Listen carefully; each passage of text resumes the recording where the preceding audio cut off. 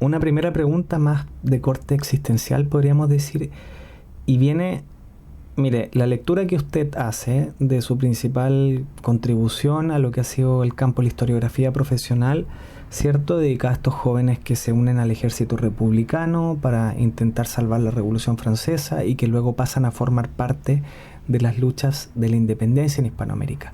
Ahí el motivo que usted pone es que esta ha sido una dimensión hasta incluso ignorada por la historiografía decimonónica.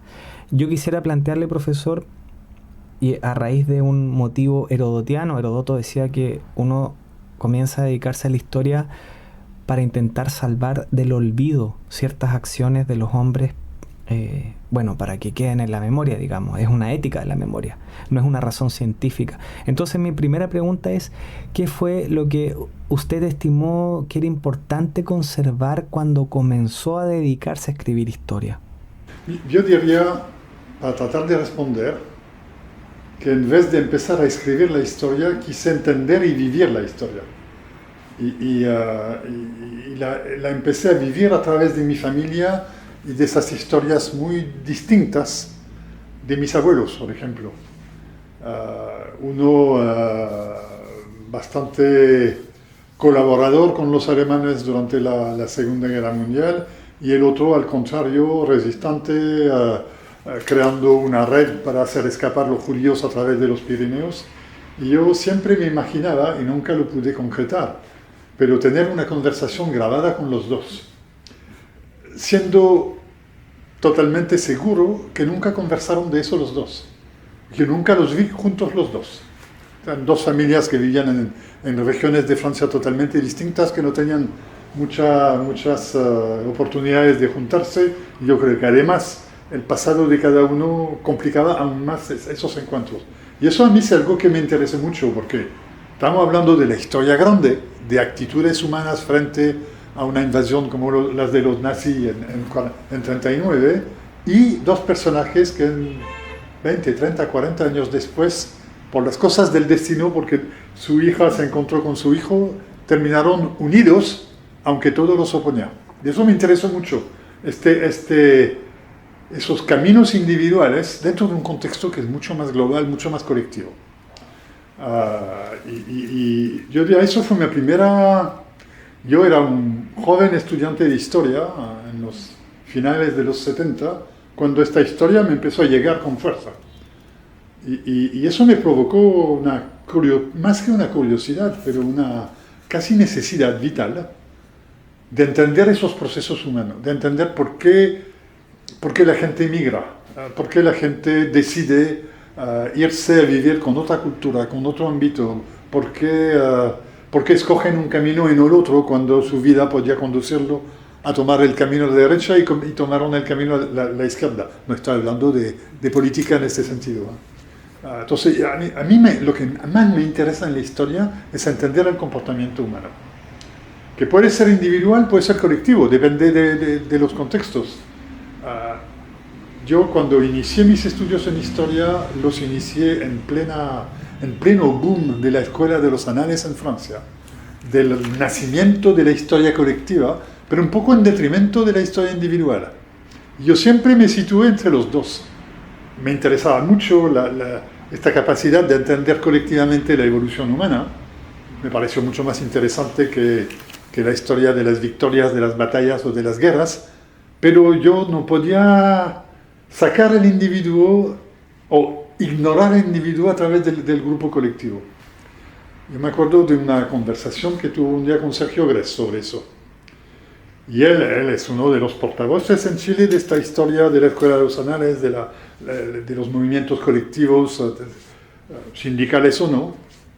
Y yo le decía, pero no podemos olvidar que lo colectivo no es más a menudo que la suma de individuos. Y todos los individuos de un colectivo no piensan obligatoriamente lo mismo, no tienen obligatoriamente la misma historia, la misma cultura. Y a mí me interesaba eso. Y tuvimos un diálogo muy interesante, muy positivo para los dos. A tal punto que un texto que había escrito como prólogo a uno de los libros míos, lo utilizó en una clase en la Universidad de Chile porque era un punto de vista que él no tenía, pero que le pareció interesante compartirlo con los estudiantes. Y yo creo que eso es lo que me ha conducido en casi todo lo que he hecho en mi vida, que sea en el campo de la historiografía o en otros campos donde trabajé. Esta búsqueda del destino individual, de por qué un individuo toma una decisión, o por qué se deja llevar por un movimiento, o por qué actúa de una manera o de otra. Es un poco lo que me conduce a mí a moverme, a vivir, en mi caso, con circunstancias familiares, que yo no decidí, se impusieron a mí, con a veces resultados del azar, porque cuando llego a Chile en 98 no tengo ninguna idea que en un momento llegaron oficiales del ejército napoleónico para participar en la independencia, un tema que nadie conocía ni en Francia ni acá. Pero me interesó cuando descubrí por azar las memorias de Bochev, personaje increíble, en su memoria hablaba de como 30, 40 compañeros que habían vivido lo mismo. Dije, oye, pero acá hay algo muy interesante. Entonces me interesaba, vuelvo a lo que decía, lo individual de Bochev, pero también dentro de un contexto donde había mucho más gente. Hoy día yo pude identificar casi 2.000 oficiales napoleónicos en América Latina. No es un número menor. En una época en la cual los ejércitos tenían a lo máximo 10.000 hombres. Y estoy hablando de Bolívar o de México, pero acá era más bien 4 o 5.000. Entonces, tener un grupo tan importante había que entenderlo y más que todo entender por qué la historiografía estratégica lo había ignorado totalmente. Eso me motivó mucho. Pero tenía mucho que ver con este azar. Si yo no llego a Chile, a Valdivia, a vivir en una calle del centro de Valdivia que se cruza con la calle Bochev y que lógicamente me interrogó sobre este Bochev que no tiene nada de chileno. Y nadie supo decirme al inicio ni qué o quién era. Los valdivianos no tenían ni idea.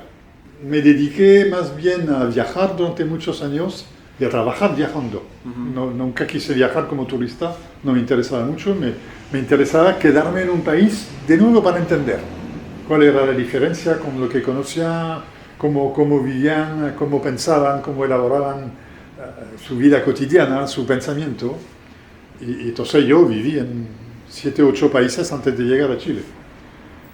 A veces trabajando como profesores de historia o yo fui periodista durante casi 20 años, de prensa escrita, de radio, de tele, lo que a mí pero siempre en el tema de esta comunicación, entender para comunicar. Siempre, bueno, lo que hay que explicar es que cuando yo estudié historia, empecé en 73, y poco después de empezar llegaron muchos chilenos. El año siguiente llegaron muchos argentinos por los golpes militares y el fenómeno de exilio que eso provocaron. Y yo viví con ellos, viví América Latina, viví los golpes, viví las dictaduras sin poner un pie acá, pero conociéndola relativamente bien. Es una cosa muy extraña. Yo he vivido entonces en varios países y siempre hay un momento de adaptación, de choque cultural. Con Chile nada. Yo llegué un día a Chile y estaba en mi casa. En mi casa, realmente, y no lo digo como para hacer el fanfarrón, no, fue así. ¿Por qué? Porque probablemente yo lo había vivido tanto con los compañeros chilenos de la época, en las peñas de solidaridad y en todo eso, que era parte de mi vida, por lo tanto, todos los amigos chilenos que tenía y que todavía vivían en Francia, siempre me dijeron, tú un día tú vas a ir a Chile y te vas a quedar allá. Y yo les decía, pero ustedes ya hace 15, 20 años que salieron y todavía son tan nacionalistas que piensan que su país me va a atraer más que cualquier cosa y tuvieron toda la razón. Pero yo creo que en el fondo todo eso fue una preparación al momento en el cual yo iba a llegar a Chile. Su formación disciplinaria es en historia. Es al inicio, los 2 primeros años, arqueología y después historia. ¿Y cómo se combina eso? O sea, porque era el mismo tronco común en Francia, arqueología, historia, y tú escogías en un momento. Pero yo quería hacer arqueología, yo trabajé primero en arqueología, en Francia, en Marruecos, en Egipto, pero te estoy hablando de los años 74, 75, en esta época no había trabajo en el campo de la arqueología. Y rápidamente yo postulé a varias misiones afuera, a varias posibilidades, y siempre con un rechazo, siempre con no se puede hacer, la operación no se va a hacer porque no hay financiamiento, Y en un momento tuve que pensar, bueno, ¿y qué voy a hacer con eso? Si Dios... Y eso era mi pasión, pero tanto como la historia, yo nunca separé mucho las dos cosas. Yo pensé en un momento que no tenía mucho futuro en la arqueología por el contexto en el cual se desarrollaba eso. Por lo tanto, en tercer año dije, ya bueno, voy hacia la historia, dejo un poco de lado la arqueología sin abandonarla, nunca la abandoné, pero me orienté hacia la historia y lo que me interesaba era esta historia del fin del siglo XVIII, el principio del siglo XIX, este cambio societal profundo. Pasar del colonialismo antiguo, del monarquismo, a una vida más republicana, más participativa. Porque en la misma época en la cual evoluciona Estados Unidos, evoluciona Francia, evoluciona Europa, en 30 años todo este mundo occidental, y yo tengo que incluir a América Latina en este mundo occidental por la colonización española o portuguesa, se transforma en una burbuja increíble y en un cambio profundo. Y eso es lo que siempre me ha interesado. Yo era fanático del libro de Hobsbawm, La Era de las Revoluciones. Para mí era...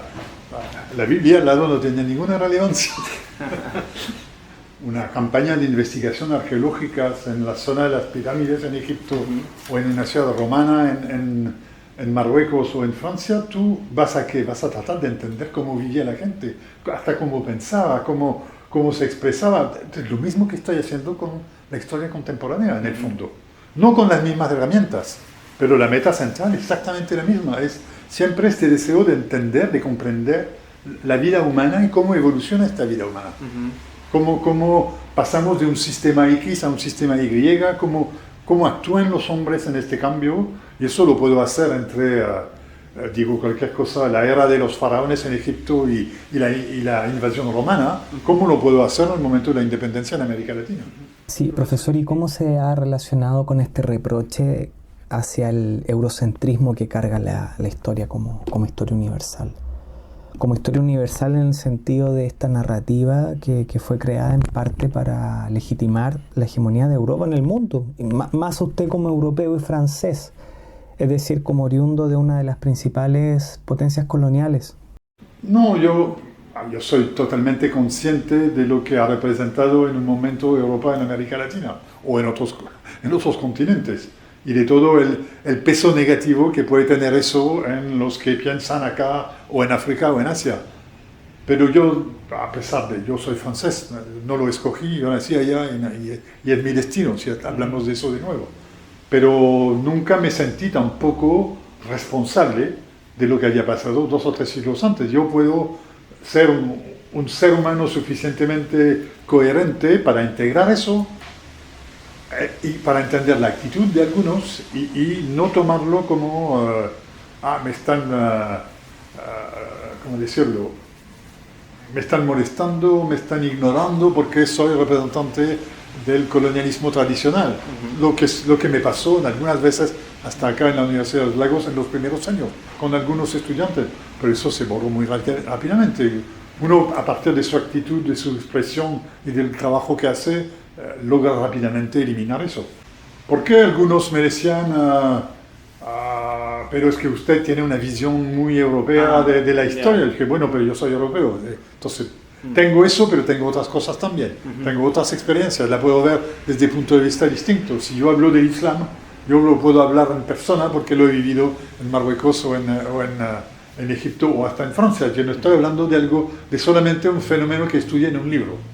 Y eso es lo que siempre me ha dado una, no sé si llamar ventaja, pero sí una manera didáctica involuntaria, entre comillas, de poder explicar las cosas, porque muchas de esas cosas yo las viví. Y eso da un peso a lo que uno dice. Yo lo digo no solamente porque lo pienso, pero porque muchos estudiantes o colegas me lo dijeron después.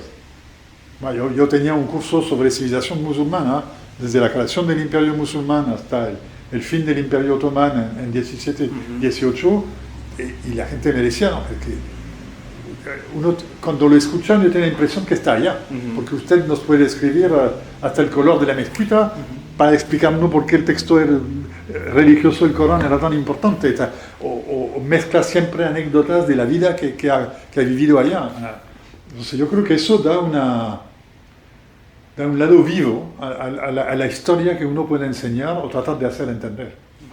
Hay dos maneras de utilizar esta experiencia.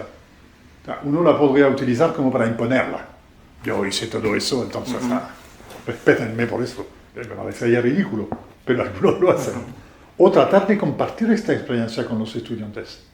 Y claro, tú tienes toda la razón. No es fácil, un poco más hoy que hace 20 años, pero no es fácil salir de Chile. No es fácil ir uno o 2 años a encontrar un trabajo afuera, etc. Pero si uno puede sacar de un profesor o de un compañero o de quien sea una experiencia que nos saque un poco de nuestra pequeña realidad, eso es un beneficio. Ya. Que alguien mapuche converse 3 horas con alguien que viene de la cultura aymara, le va a cambiar de su contexto. O que alguien de Magallanes converse con alguien de Antofagasta, no viven la misma vida, aunque estén en el mismo país.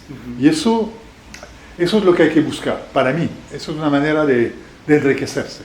Mira, yo siempre traté de hacerles entender que más que aprender la historia de memoria, hay que aprenderla investigando. Sin obligatoriamente tener una reflexión teórica tan elevada.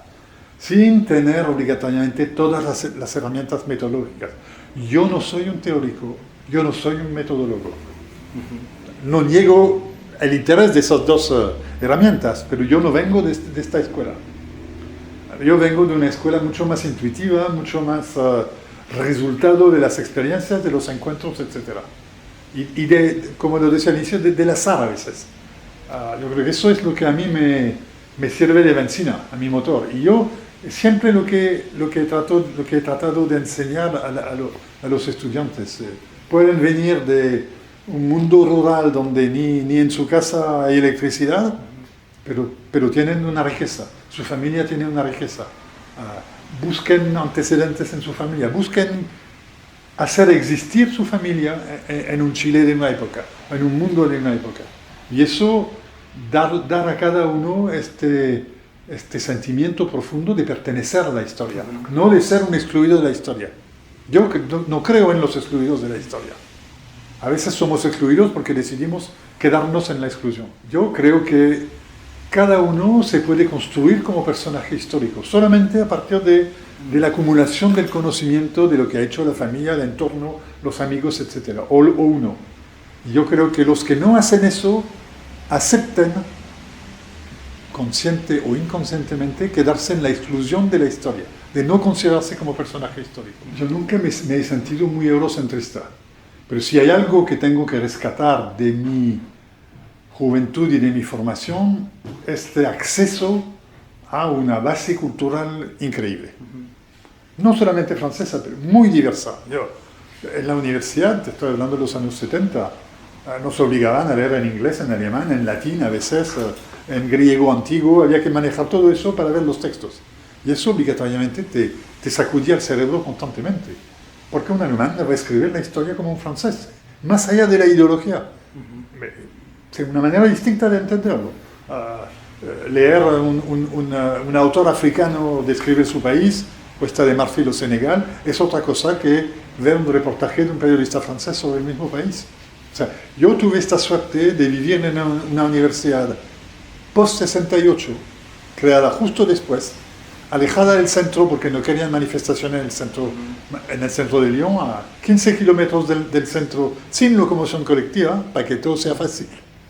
Pero que era un lugar, una burbuja de pensamiento, de crítica, de propuestas, de sueños, que para mí fue un enriquecimiento completo. O sea, si eso es haber beneficiado de vivir en Europa o en Francia, sí, en eso sí. Pero después pasar de eso a considerar que eso es el centro de todo y que no puedo salir de eso para entender el mundo, no, nunca, al contrario. Yo me he tratado constantemente y sigo tratando de utilizar todas esas experiencias que he acumulado para entender de otra manera la realidad o lo que uno puede considerar como la realidad. Yo creo que Francia todavía le cuesta asumir su pasado colonial y el lado negativo del pasado colonial. Porque claro, los franceses y yo vivimos el lado positivo, es decir, un enriquecimiento de un pequeño país gracias a la explotación del exterior. Hoy ya eso terminó. De buena manera, si se puede decir, o de normal manera. Pero hace de Francia hoy día un país que tecnológicamente está súper desarrollado, pero con un sistema económico extremadamente débil, porque no perdió la base que tenía. Y además tiene que asumir los horrores que han sido cometidos por sus antepasados, que no son pocas. Entonces, no, eso, pues yo no tengo problemas con eso, no tengo problemas en asumirlo, no tengo, y eso me ha valido a veces reacciones medio brutales hasta en Francia, porque muchos no están dispuestos a asumir este pasado. Ajá. Y su cuota de responsabilidad. Lógicamente yo personalmente no tengo ninguna responsabilidad, pero vengo de un lugar, vengo de una cultura, para no llamarla civilización, que ha tenido comportamientos más que condenables. Pero ¿y qué defendería de esa postura, digamos? Como... Bueno, defendería la capacidad de autocrítica, de autoanálisis y de utilizar esas dos cosas para construir algo mejor. O por lo menos para hacer entender que puede haber otras maneras de imaginar unas relaciones internacionales distintas. Yo primero tengo una posición, esta vez sí teórica. Cada vez que se mezcla la religión al modo de organización social, es una catástrofe. Una catástrofe. Cualquiera sea la religión, para mí, el catolicismo con la colonización, las dos cosas juntas son horribles. Lo mismo está pasando hoy día con el Islam en muchos aspectos. Yo creo que el Islam fue una religión extremadamente interesante y hasta positiva al momento de su nacimiento y desarrollo. O sea, cuando uno ve la civilización musulmana durante la Edad Media, es 10.000 veces superior a la civilización europea, pero en los libros no existe. Los europeos vivían en condiciones de salubridad horrible cuando los musulmanes tenían circuitos de agua hervidas, tenían una limpieza que sorprendió mucho a los cruzados cuando llegaron a las primeras ciudades musulmanas. Entonces, pero eso, como todo, se transformó, la religión empezó a ser el centro único de la vida y eso complica mucho. Yo puedo entender que un musulmán con una fe profunda, llegando a un país como Francia, no se va a adaptar. Es muy difícil que se adapte, porque en Francia es un país hoy día muy laico. Desde el origen, cuando nace la guagua hasta el último día, la religión es algo muy tangencial, si se puede decir eso. Entonces alguien que vive su religión de manera cotidiana, que tiene que parar de trabajar porque a tal hora tiene que rezar en la dirección de la Meca, una empresa francesa no tiene por qué entenderlo. No estoy diciendo que la gente no puede tener religión, eso es otra cosa. Pero yo no... Yo uso un poco la lección o las lecciones de la historia. Si tú estudias un poco esta relación constante entre desarrollo de una fe y desarrollo de un modelo político, tú mezclas las dos y terminas siempre con exclusión, masacre, exterminación, eliminación del otro porque es diferente. Es una constante y tú puedes tomar cualquier religión. Yo siempre quise entender hasta dónde lo que creemos puede constituir, creemos en términos de fe, puede constituir la base de la organización social, de gente que no tiene por qué creer en lo mismo. Si tú consideras que la fe, tu fe, es la fe, ¿dónde vamos para organizar algo colectivo? Si el otro no tiene la misma fe, entonces ¿quién tiene la razón? ¿Quién es el más fuerte? Y estamos un poco en eso. Yo creo que no quiero reducir el problema de los migrantes de África del Norte a Francia solamente al tema religioso. Hay un tema de racismo, hay un tema de poca integración. Porque ¿cuál es el problema hoy? No son los que migran hoy, es la segunda, tercera, cuarta generación, que son franceses porque nacieron en Francia, están educados en la escuela de la República, pero no la reconocen. ¿Por qué? Porque la República no los reconoce. Tú eres nieto de un argelino o marroquí o de Túnez que llegó a Francia hace 50 años tú vas a buscar trabajo en una empresa o en un lugar público, tú entras en el concurso, si tú estás al lado de un francés y una francesa, tú sabes que no vas a tener empleo. Es tan simple, tan brutal como eso. Entonces, lógicamente, tú tienes una parte, no estoy diciendo todo por suerte, una parte que vive tan mal este rechazo que la única respuesta que tienen es la violencia, es el comportamiento antisocial, como lo llamamos, etc. A ellos se les ha dicho desde que nacieron, ustedes son franceses. Se les educó a través de el eterno república, igualdad, fraternidad, etc. Pero se dan cuenta que no es así. ¿Igualdad? ¿De qué me están hablando? Si solamente porque soy un poco moreno no me van a escoger. O porque mi nombre es Mohamed Ben Yusuf y no Patrick Pigman, no me van a escoger. Pero lo mismo vivieron los polacos antes, o los españoles, o los portugueses. Yo cuando era chico, el problema social macro eran los portugueses que llegaron a Francia, que hoy día son los más integrados que hay. Acá no hay problema de segunda, tercera generación. Los españoles tampoco, los polacos tampoco. Con los árabes sí. Y yo creo que tiene que ver con religión eso. Porque por lo menos los polacos, los españoles, los portugueses estaban católicos en general, en su mayoría. Yo diría culturalmente la diferencia no era tan importante. Con la población de origen árabe, la cosa es muy distinta. Cuando yo llegué a Chile y que empecé a trabajar en la Universidad de los Lagos, me di cuenta muy rápidamente que si no tenía un tema de investigación no iba a existir. Y además siempre me ha interesado investigar. Y como por suerte encontré este tema y que me di cuenta rápidamente que era mucho mayor a lo que existía en la historiografía clásica, yo conversando con colegas de la universidad o de otras universidades, me di cuenta que acá había un nicho y que no ha dejado de crecer desde hace 20 años. Y eso para mí fue una suerte. Yo no soy un fanático de Napoleón. Al contrario, no me interesa. Me puede interesar el personaje, porque también hay aportes increíbles. Pero por otro lado, hay lados de Napoleón que no comparto para nada.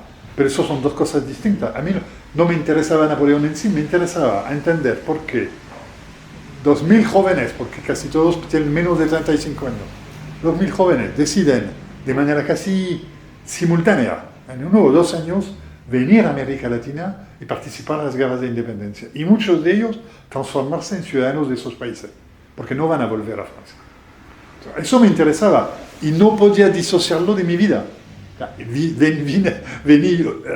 Yo vine en otro contexto, pero igual es un poco... Tengo una vida paralela a ellos, porque al final hago lo mismo.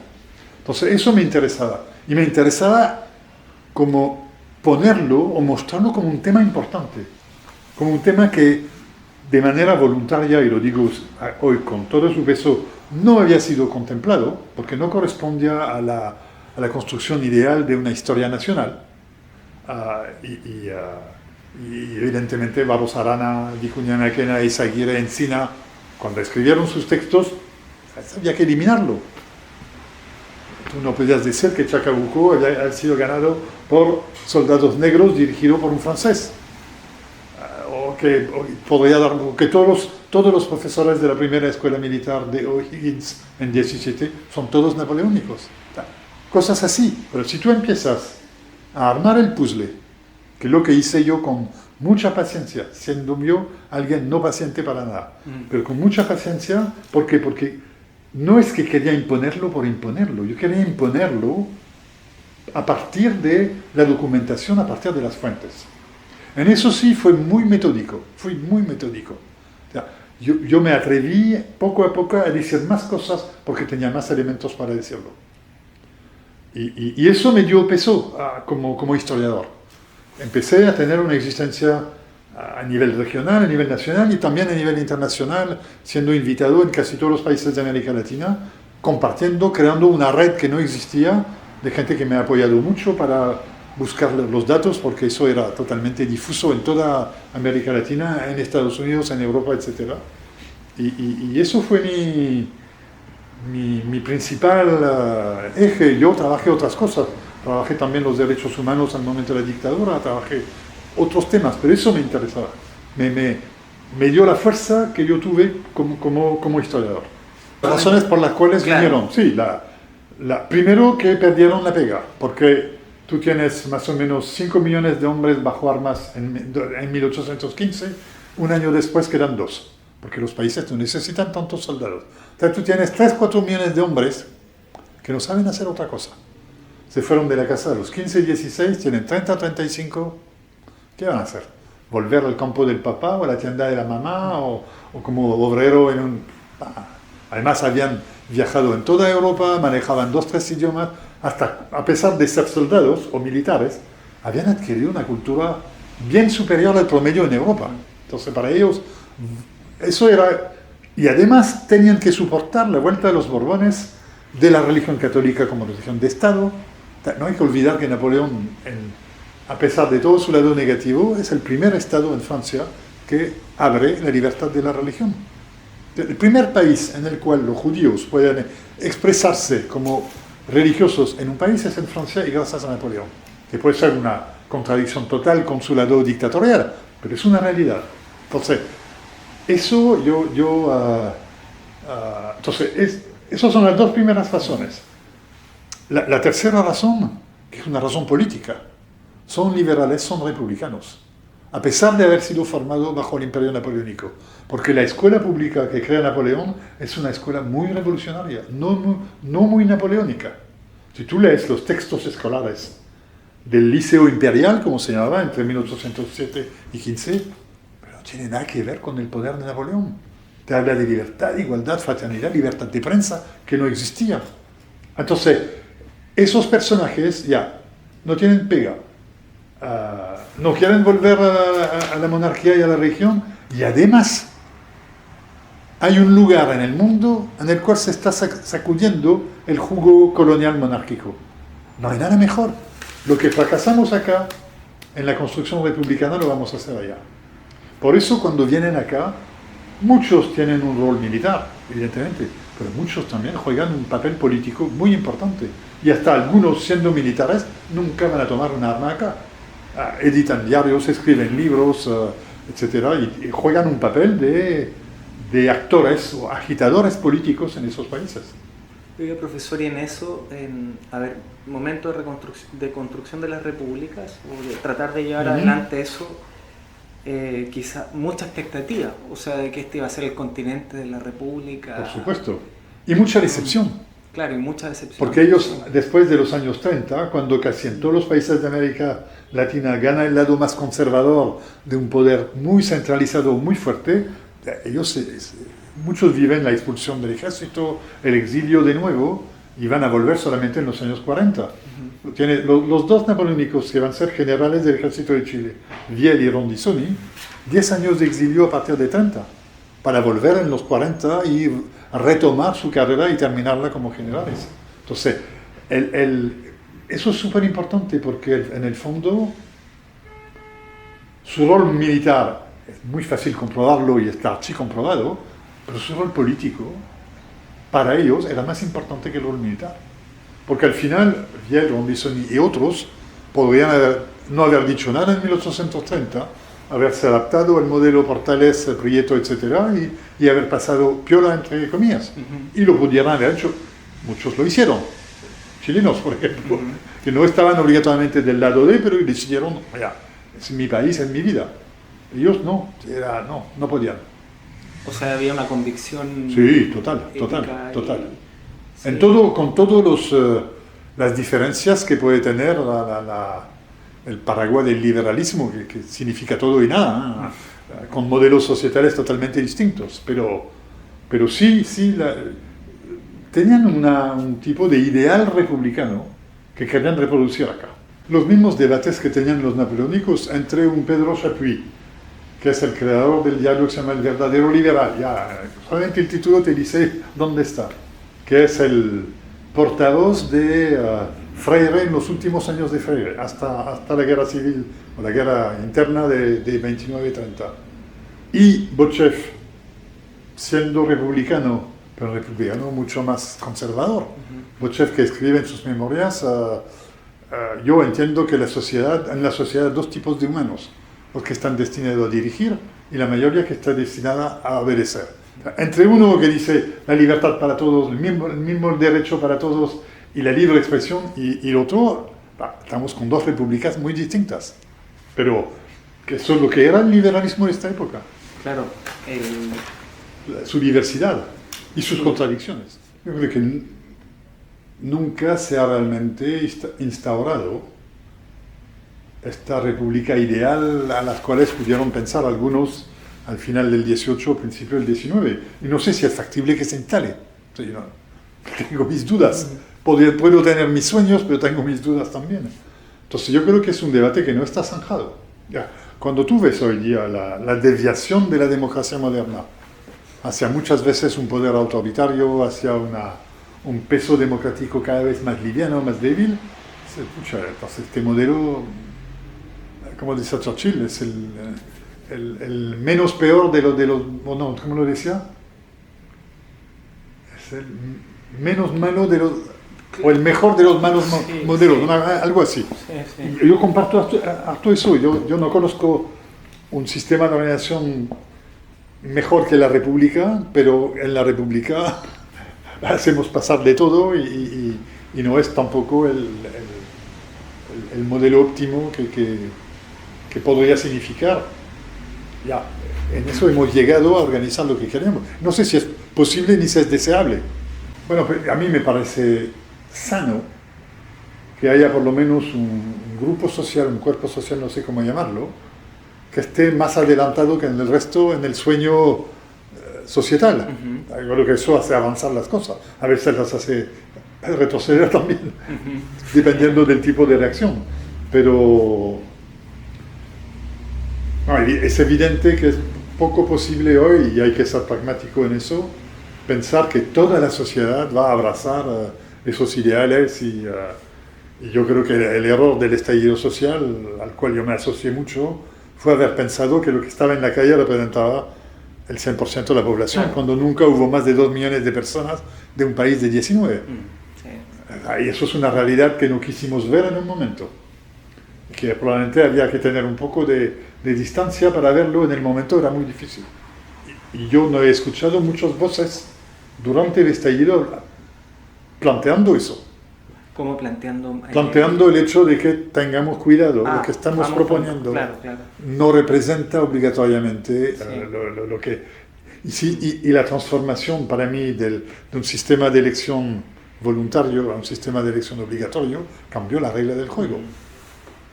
Y drásticamente, violentamente en términos de resultado electoral. Porque al final la elección de la primera constituyente fueron los que estuvieron en la calle que votaron en su mayoría, y la otra no. Y lejos de eso. Y dejo de lado los errores de la constituyente y toda la parafernal que se armó alrededor de eso. Pero acá hay que pesar esas cosas de la manera la más pragmática, fría y pragmática posible para entender lo que pasó. Sí, profesor. Bueno, mire, retomando las últimas 2 preguntas que nos quedan, que era lo que traía programado, este tema se llama conciencia histórica. Y toma el guante de Gadamer cuando Gadamer decía que algo así como la conciencia histórica es un privilegio y sobre todo una característica del sujeto moderno. Pero hoy resulta, y esto es algo que uno puede constatar, digamos, en el día a día, sobre todo ya aquí de vuelta en Chile, trabajando con estudiantes de 19, 20 años, cuando uno habla medio siglo atrás, por ejemplo, hacemos una alusión a qué fue lo que pasó el 73 en Chile, y casi que esto pareciese ser una preocupación de arqueólogos. Entonces mi pregunta, profesor, es ¿cómo usted ve el tema de la conciencia histórica hoy? Podríamos decir en las nuevas generaciones, en la sociedad en general, pero ¿cómo cree que una débil conciencia histórica de algún modo afecta nuestra capacidad para pensar procesos históricos, causas históricas y sobre todo para lo que comentamos al principio cuando abrimos la conversación, el tema de la memoria? Bueno, yo voy a tomar un ejemplo muy concreto para tratar de figurar lo que acabas de preguntar. Trump no podría haberse electo, sí, haber sido electo en una sociedad culta. Él es el producto de la mala educación, de la falta de conciencia histórica y de conciencia política. Y eso tiene que ver con un sistema educativo totalmente fallado. Y estoy diciendo que no estamos lejos de eso acá. Es un riesgo. Probablemente el mundo conservador me va a quemar en la hoguera como horrible comunista, pues me da lo mismo, pero yo creo que sí, hay un riesgo actual en casi todo el mundo, ligado a la pérdida del conocimiento histórico, no solamente histórico, pero del conocimiento en pos de una cultura superficial, copia de algo o de otra cosa que no tiene que ver con raíces profundas, con explicaciones profundas, y que tiene consecuencias muy graves sobre las sociedades. Yo no me puedo explicar lo que está pasando hoy de otra manera. Yo diría hasta palabras como la libertad. Hoy ya estamos en Estados Unidos con un país que casi se puede calificar de dictadura. 4.000 libros censurados en 3 meses. De intelectuales del mundo entero que ni están censurados en sus países que no son democracias perfectas. Acá corten todos los programas escolares, sociales, acaba de sacar 2.000 millones del presupuesto de Harvard. Entonces, en un país que tiene las mejores universidades del mundo y tiene el nivel educativo uno de los más bajos del mundo occidental, vamos a decir. Y creo que podría ir mucho más allá que el occidente. Acá hay una... Yo lo veo también como el resultado de un proyecto político. Acá no es el fruto del azar. Yo he visto los intentos de reformas educacionales esos 20 últimos años en Chile. Se eliminó la filosofía, se quiso rebajar la historia de la enseñanza media. Eso no es un azar. Yo no creo que sea un azar. Yo creo que si la gente pierde este conocimiento científico, histórico, filosófico, lo que sea, pierde capacidad para pensar. Y para... ¿Qué significa pensar? Para tener capacidad de crítica y de propuesta. Entonces, tragamos todo lo que viene. Y si es lo más simple, lo mejor. Ya, voy a resolver el tema del desempleo, vamos a echar los extranjeros. Todo el mundo sabe que esta cosa es una estupidez enorme, pero no importa, funciona. Y eso es grave, eso es muy grave. Así se está moviendo ¿Sí? Y eso es súper complejo porque uno, como individuo en un sistema así, tiene muy poco espacio de maniobra. Muy poco. Poquísimo, cada día menos. Cuando las universidades se transforman en máquinas para producir textos que nadie lee, en vez de ir al fondo del debate, que sería formar estudiantes de otra manera, con más conciencia social, con más capacidad de actuar en su comunidad escolar. Y yo diría que probablemente yo vengo de una carrera en historia donde se sigue haciendo eso, aún puede ser a un pequeño nivel, pero se sigue haciendo eso. Pero yo veo otras carreras donde no pasa eso. Profesor, y lo último, la universidad actual. Nosotros habíamos conversado de este tema anteriormente, definiéndola, digo, en torno a estos 2 rasgos principales. Por un lado, una ansiedad permanente por satisfacer indicadores que se traducen en un rendimiento desenfrenado que uno no solo constata en los cuerpos académicos, sino sobre todo en las lógicas administrativas. Y por otra parte, sí, es cierto, existe mucha crítica, una crítica que uno registra más que nada off the record, sobre todo en los campos como los nuestros de las ciencias sociales, pero por otra parte una adaptación completa al modelo que se está denunciando, llámesele capitalismo académico, capitalismo cognitivo, ahí uno puede asumir distintos nombres. Habíamos asistido a este foro que llevaba como consigna Pensando la Universidad, y en realidad fue una conversación reducida a los niveles de análisis de las políticas públicas, a comentar los últimos documentos del ministerio que había hecho este gobierno en el campo de la educación superior, y a eso se le llama pensar la universidad, que es en el fondo toda esta burocracia disfrazada, cierto, de excelencia académica, y cómo la discusión de algún modo sea el horizonte de la discusión. Y esto también viene de la mano de los llamados expertos de la universidad, se ha reducido al análisis de la política pública. de la caída del sistema universitario basado en un intelectual haciendo propuestas a la sociedad, choca completamente con la privatización del gobierno militar, del régimen militar, perdón. Eso es una realidad y estamos en eso no ha cambiado. Se puede haber introducido la gratuidad, se puede haber introducido algunas reformas, pero globalmente estamos en el modelo impuesto por Pinochet. Y eso tiene sus consecuencias hoy. Porque esta masa crítica es evaluada cada año en función de criterios que son productivos casi en términos económicos y no en términos intelectuales, donde si tú empiezas a levantar la voz, a hacer ruido, se te dice que no, mejor no hacerlo, o no nunca se te lo dice, pero te lo hacen entender, o hay que actuar como el común de los mortales, si no funciona. Estás constantemente bajo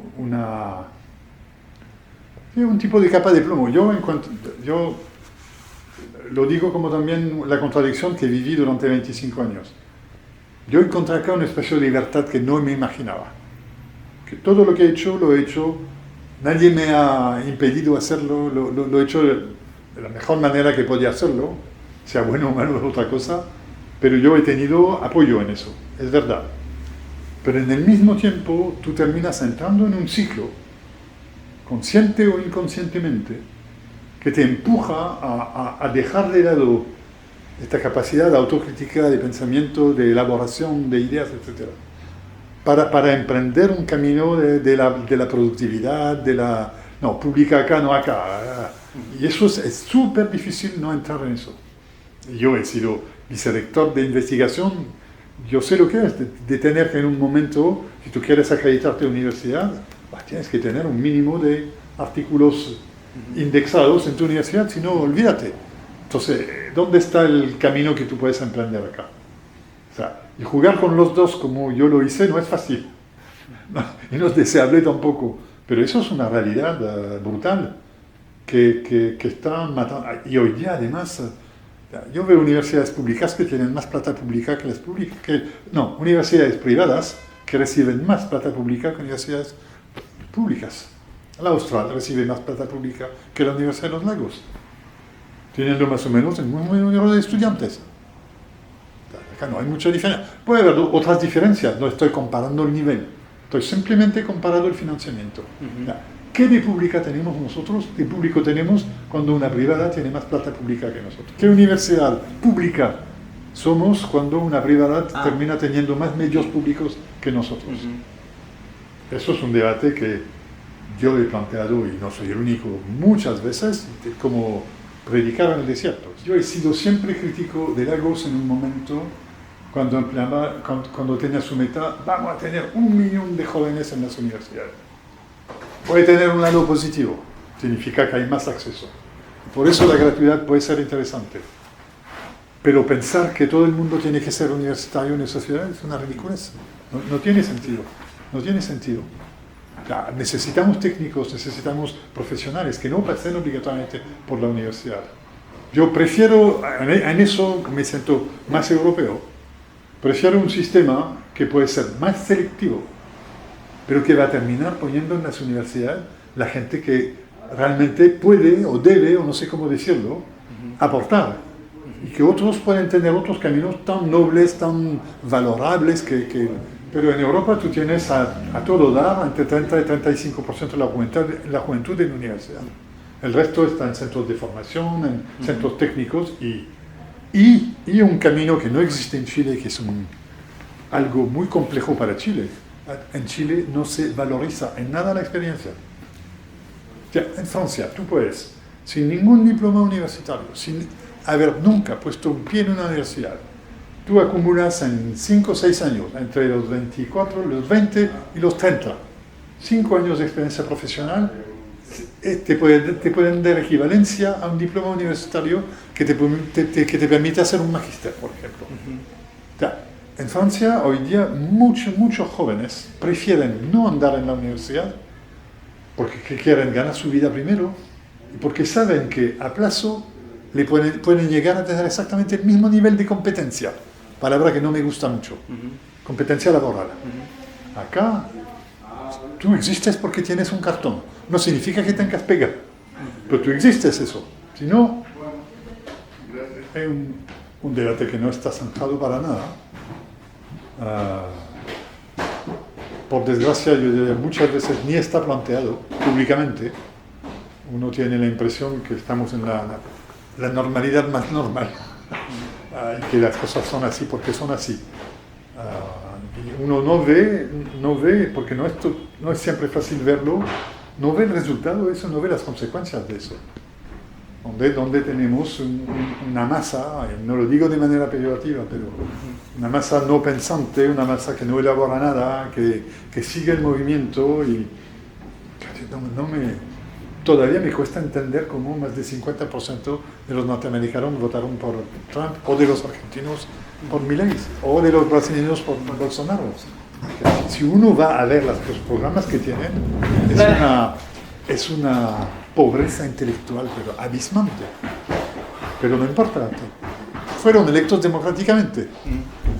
Vuelvo a lo que te decía sobre la evolución del modelo democrático y cómo lo vivimos hoy. Yo creo que lo que hace la calidad de la universidad es su investigación. Y eso sí se desarrolla, no está siempre apoyado como debería serlo, no está reconocido como debería serlo.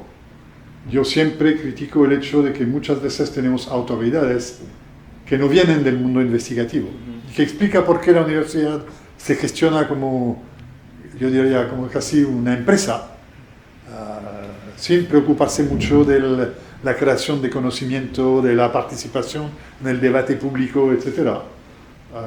Pero no, yo no puedo, en un tecnológico no hay investigación, nadie busca nada, acá tú formas profesionales, y está muy bien así. Necesitamos profesionales, hoy día se faltan profesionales, no se faltan doctores en Chile, que sea en historia u otro, no hace falta, hay muchos, yo diría, probablemente hay demasiado hoy.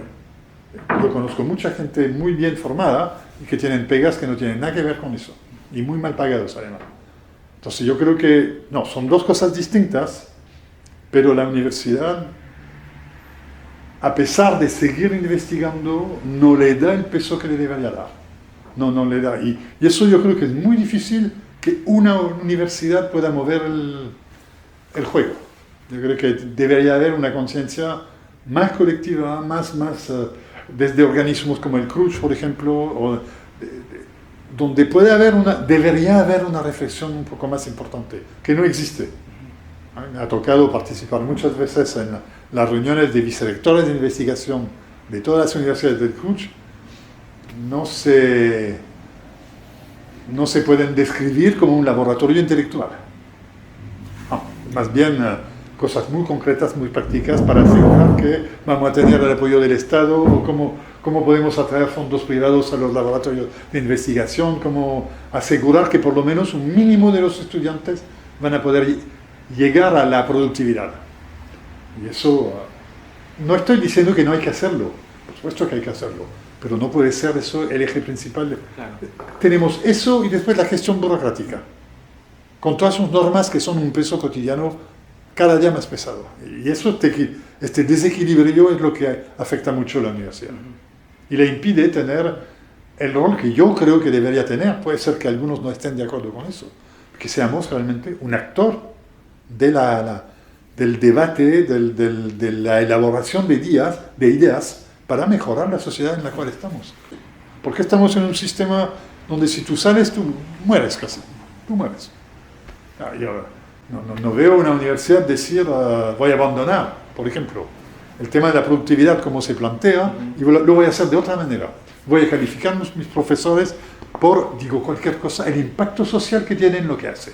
Y lo voy a medir a partir de encuestas en la población. Estoy diciendo estupideces. Pero ya, imaginar un sistema de evaluación de la universidad afuera del contexto actual es condenarte a desaparecer. Si eso nace de un grupo importante de la universidad, de otra cosa podríamos hablar. Pero de una por una, no. Imposible, yo lo veo imposible. Como te lo decía, es muy difícil salir de este modelo, porque todos los días se te pinta una nueva capa de que tiene que ver con el currículum por competencias, la pedagogía X, la investigación sí, pero productividad. Entonces, tú puedes girar la cabeza en cualquier dirección, siempre tú tienes un muro que te dice, no, eso no, acá, te direcciona. Y eso impide esta burbuja que debería ser el intercambio de ideas, el debate, etc. Hay muy poco debate interno en la universidad. Hasta sobre la Universidad de los Lagos está hoy día en un proceso electoral para elección de rector. Yo no he visto ningún debate de fondo. ¿Qué modelo de universidad queremos? No existe eso. Puedes tener individuos que por razones X o Y se oponen, pero yo no veo una transformación a corto plazo del modelo universitario. No lo veo. Ojalá me equivoque.